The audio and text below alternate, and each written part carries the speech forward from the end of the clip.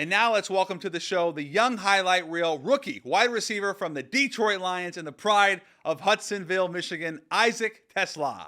Thank you. Thank you for having me. It's our pleasure.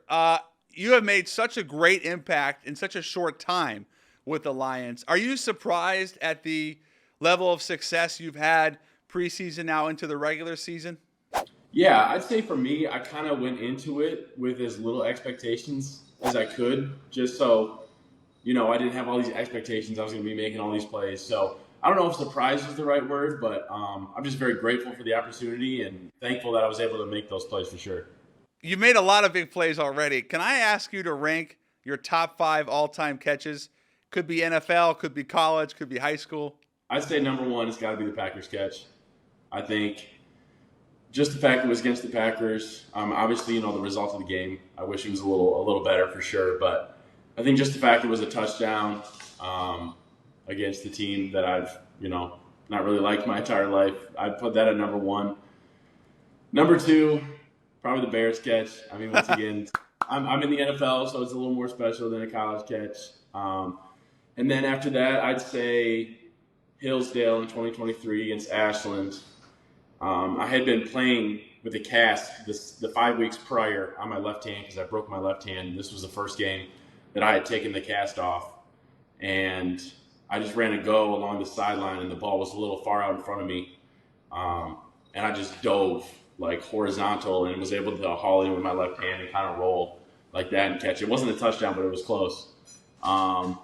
Number 4, I'd say another one at Hillsdale against, it was either ODU or Michigan Tech. I can't remember. I think it was Michigan Tech. But I just ran a cross route. It was a rollout. Luke Keller threw it to me, and it was like way behind me. So I'm running full speed, and I run back, and I catch it like this, haul it in for a touchdown, put that at number 4. And then I had one in practice in Hillsdale where I ran like a whip route, so a slant, and then whip back out, and I slipped out of the break.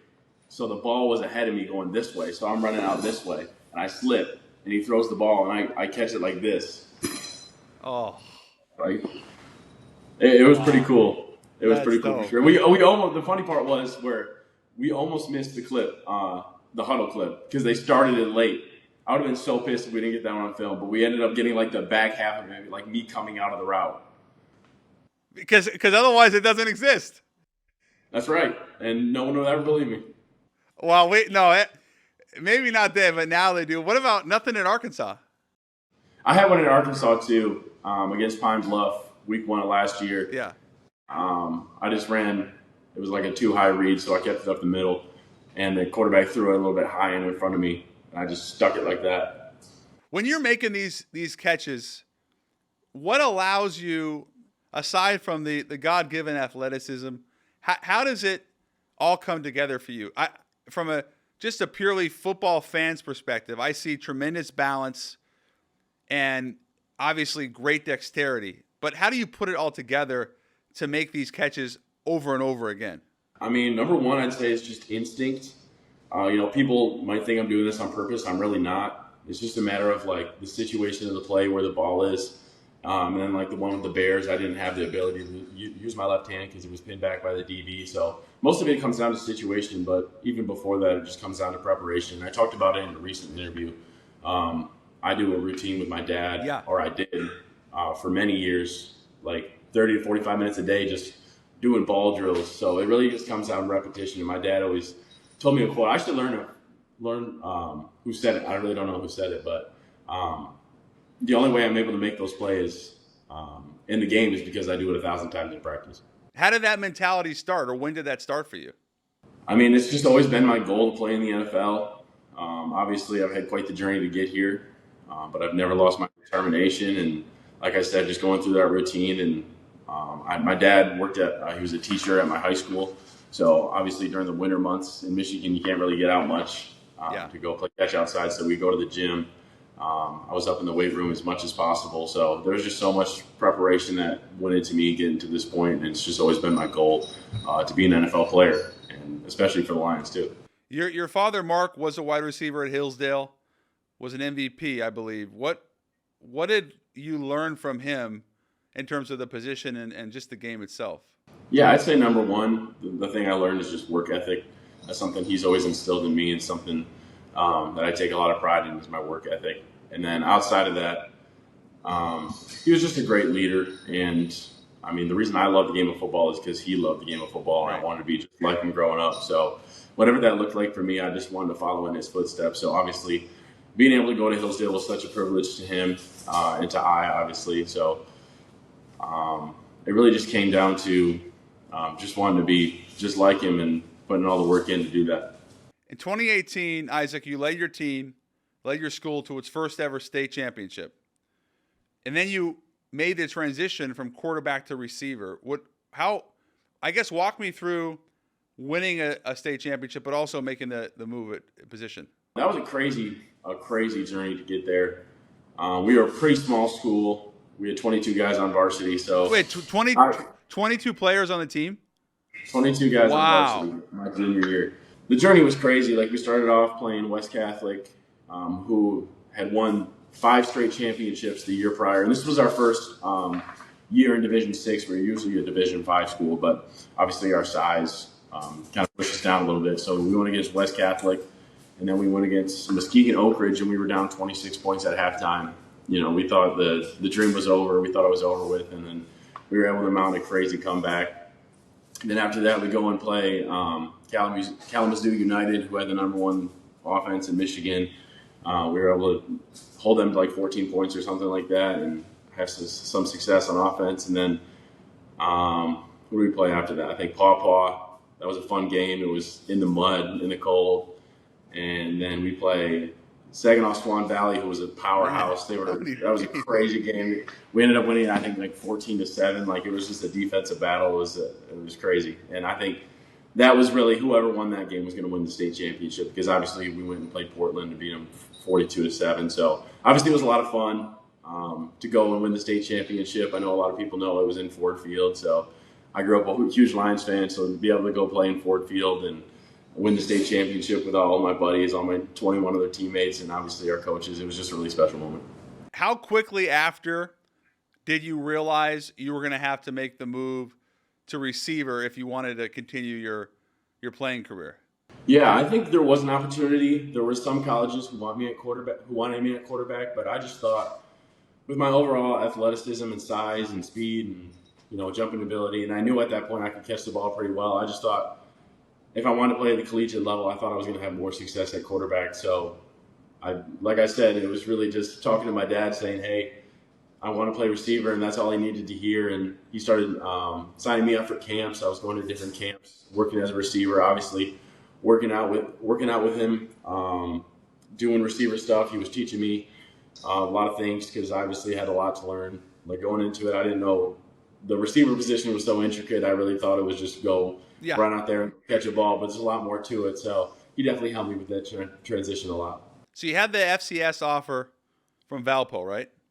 Mm-hmm. And was that to play quarterback? That was receiver. Not a lot of time has elapsed since then.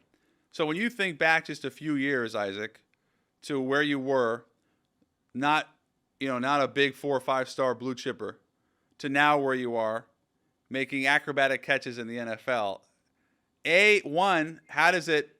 How do you think that's shaped you?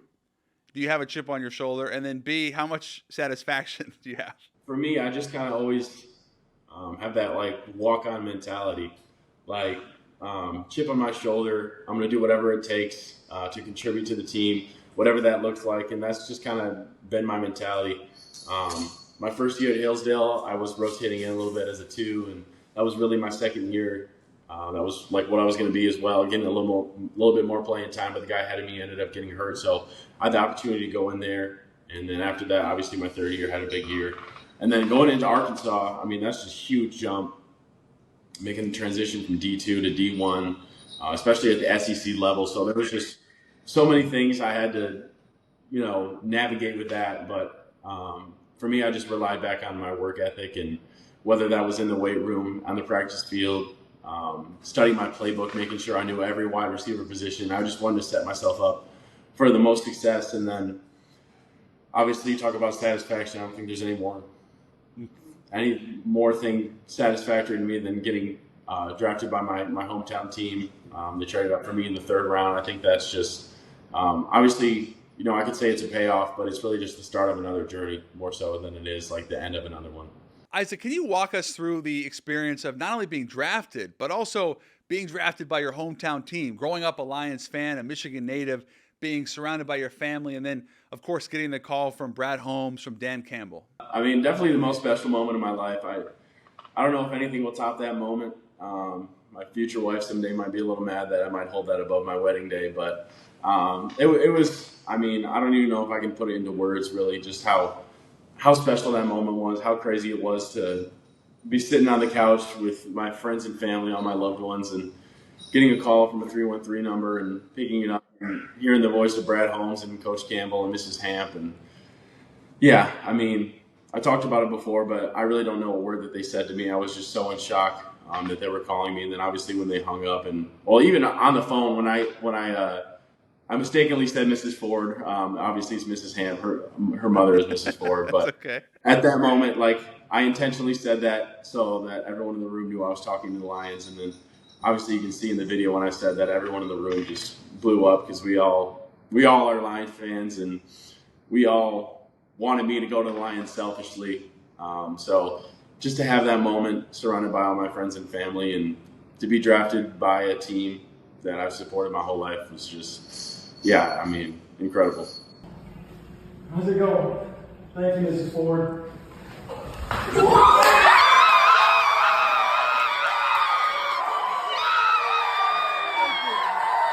That is so unbelievably cool. Did you have a sense, Isaac, that it might be Detroit, or were you surprised? So going into it, Detroit, I didn't really talk to Detroit much. I had an informal interview with them at the Hula Bowl and the Senior Bowl. And then after the Senior Bowl, my agent was kind of talking to me, being like, the Lions are showing a little bit of interest. And, I'm getting excited about that. And the next thing you know, my agent calls me. He's like, hey, so you're going to be going to a top 30 visit. He's like, it's with the Detroit Lions. I remember this. Yeah. And I'm like, of all teams, the Detroit Lions, like, are you kidding me? I remember calling everyone, all my friends and family, and being like, yo, I'm going to a visit. Like, this is going to be crazy. And my dad's like, can I go along? And I'm like, I don't think so, but that'd be cool if you could. So at that point, I knew there was some major interest from them. And then kind of going into or leading up to the draft, my agent kind of gave me a top 5 teams he thought I would go to. And Detroit was on that list. So I knew there was like an inkling of a possibility that I may end up in Detroit, but it was really, you never know what's going to happen on draft night.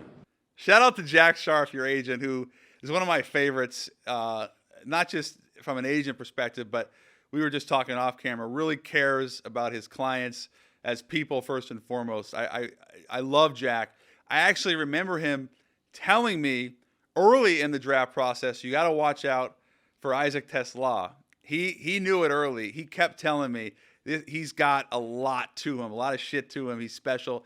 I guess my question to you is, when did you realize, Isaac, that, yes, I love football, but this is what I want to do with my life? This is my passion. Yeah, and the thing about that is obviously, he's my agent, so he's going to say all these things about me, like, watch out for me. But so you never know how to take that from your agent. Obviously, he has so much faith in me, and he believed in me since, my first start at Arkansas. And he was just always doing so much on my behalf. Obviously, a lot of it I did see, but I know he did so much behind the scenes for me. Obviously, you love ball, but when did you realize that this is actually like my life's passion? I don't know if there was a day where I didn't think I was going to be an NFL player.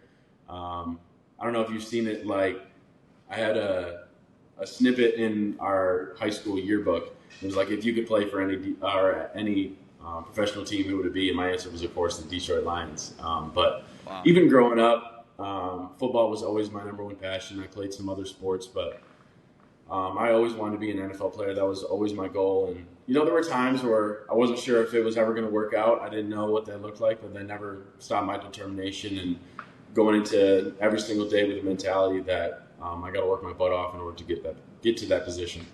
Give me a sense of, obviously it's early, but the relationship you've been able to cultivate with Jared Goff, your quarterback, and how special that's been. After I got drafted, he was the first of the Lions players to text me. So I think that just shows he's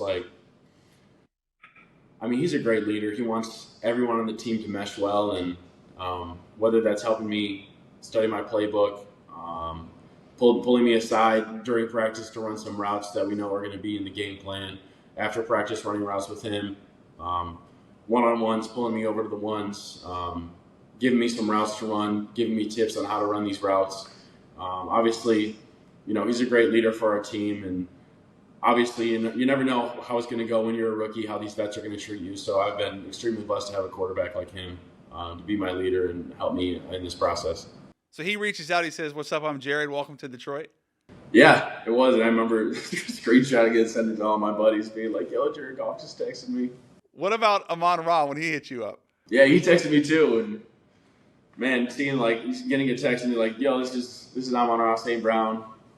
I think he said something along. I talked about this before too on his podcast, talking something along the lines of like, "We're excited to bring you in, and let's go get the Lombardi Trophy." So, wow. Obviously, that's everyone in our room, everyone in our team. Our goal is to go get that Lombardi. So, just to know initially, like that's the first thing that's on his mind, I think is pretty cool. What's it been like developing the relationship with Dan Campbell? We had an opportunity, Isaac, to sit down with him in Detroit, and the two things that stuck out to me the most were obviously his intensity, his love of the game, but also I was struck at how much he invested and cared about the players as people.